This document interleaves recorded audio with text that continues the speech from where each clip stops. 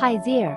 This is a workshop for fully extruding wood plastic door leaves, embryo, door casings and decorative line. You can see that we have nearly 20 automatic fully extrusion lines. Monthly production capacity is over 35,000 pieces of full OPC and filling OPC doors. The mounted material is then forced through a die to form the shape of the full OPC door leaf, door frame, and decorative lines.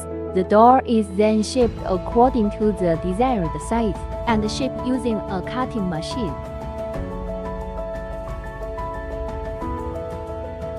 This production line is fully automatic. It can not only fine cutting, but also edge sealing. This automatic production line helps us to produce OPC doors efficient, also help us to control labor cost. Most important is to control doors quality very stable.